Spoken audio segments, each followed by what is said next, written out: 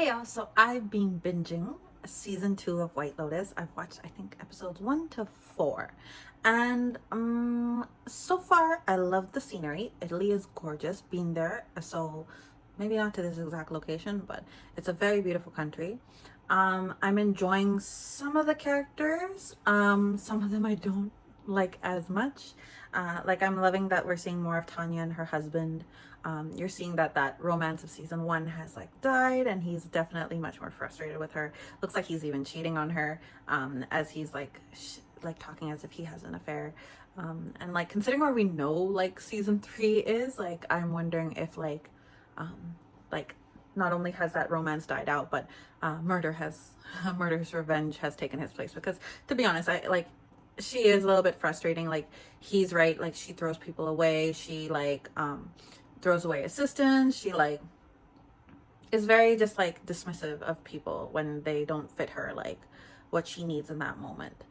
So I can understand him like if I wasn't aware that he was a murderer, I understand his like frustration with her. Like she's like, oh, quit your job and just love me, but like she has a prenup. She doesn't know if he'll be supported. So I get it. But considering he's gonna murder her, like that's kind of an extreme. I mean, I think he's gonna murder her. Like that's generally that's the assumption we have in season 3. I think he'll murder her. Anyways, she's frustrating a little bit, but her assistant is also frustrating in a different way. She is clearly torn between two guys. Albie, who's the innocent, sweet, very kind son of like the father grandfather duo that's also trio that has arrived, as well as who's the other guy, the Jack, the British boy who is in it for a moment of fun. And she definitely wants like an adventure, but she is not looking for a relationship, which is what I think more Albie is more in line with, which is why I think she does, spoiler alert, she does like sleep with Jack, but it's clear she has feelings for Albie. Like it's just like one of those cases of like the right person at the wrong time, which always just means they're the wrong person, just FYI, because I believe the right person will come to you at the right time. But yeah, so she sleeps with Jack, and poor Albie has no idea. He sleeps with Lucia, who's a sex worker, which is her choice. But the thing that like makes you go a little bit is that Lucia has previously slept with Albie's father twice, once by herself and once with her friend. So that's awkward, and I almost wish the father had told Albie, just, hey, those girls are hanging out with are hookers that I hooked up with. But like he has his own problems. Like his marriage is going down the toilet, so he knows if he tells his son, like it's just gonna get back to his wife, and he's trying to patch that up. But this is not the way to go. This is not the way to go. He's definitely killing it himself, like gonna kill it with secrets. Like, can't he just remove their names from the hotel and they'd be kicked out? Like, that's the fastest solution, honestly.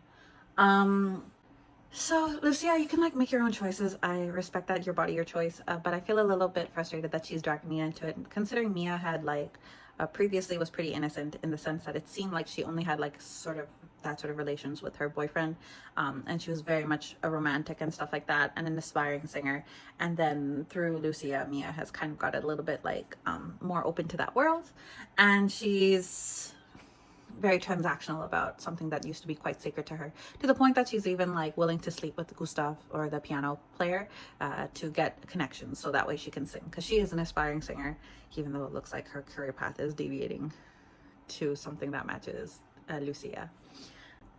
My favorite couple, or like my favorite like plot line that I think I'm interested in, is the two couples, both rich, one always rich and one nouveau rich, and their different sort of like attitudes towards wealth and life, right? You have Harper and Ethan. Harper? Yeah, Harper and Ethan. He's recently sold his business and is now like going on vacation with his college friend, who's kind of like this alpha-ish sort of dude. And his name is, what's his name? Cameron, and his wife's name is Daphne. And like Harper doesn't trust any of them. She's literally like, they're here because they want something from you, something financial, like don't give it. And she's very just like off put by like the two of them in general, and the whole like idea of like the rich lifestyle that she like is kind of like that's not her thing, which is a slightly snobbish, but like also like you can kind of get it. Like Ethan says, they're they're all kind of snobs in their own way, which for sure they are. um but like you see, like it's just interesting to watch that dynamic, right? Because you have for sure like Ethan and Harper, though they don't look like they have a lot of like romance like the other two do, have a strong level of communication. Like, yeah, like he definitely messes up by not telling her that like some people came over and like Cameron slept with them, but he also didn't sleep with any of the two girls, though it's clear Harper's trust in him is a little betrayed. And then you have Daphne and Cameron, where like it's clear, as much as they're like, oh, lovey-dovey, they're both kind of cheating on each other for sure. Like, again, you don't know what Daphne has done yet, but you have your, I think, just like Harper, I have my suspicions. I'm pretty sure her way of like coping is to also just open up the boundaries that way and sleep around a bit too. So yeah, they're toxic and messy in the most fun way to watch, right? Because you have friends like that, like either the ones you like want something from, or like the ones that you like either the ones you want something from or the ones that you want to impress. And like you have those friends, but honestly, like true friendship is just supporting one another and being happy for one another. And like you're not going to get that level of support if you have these sort of like underlying like kind of like emotions of it, where it's just envy or jealousy or like yeah, transactional sort of behavior. So like if you have relationships like that, you might want to reevaluate how important and how much effort you're going to put into that. But that's just my 2 cents. You do you. I support, but yeah, a good friendship is one of full support, and a good partnership should be full of support too. So in that sense, like I do prefer, as like as even though they're going through a rough patch, I prefer Ethan and Harper's relationship so far. Maybe I need to hold my brakes there, but so far I'm enjoying that.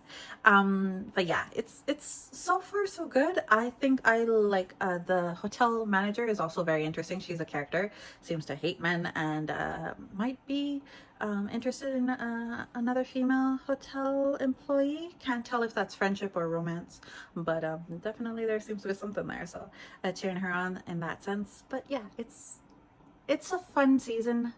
I don't know where I feel with it in comparison to the other two, but I'll figure that out after I watch the finale. But yeah, let me know. What do you think? Did you watch season 2?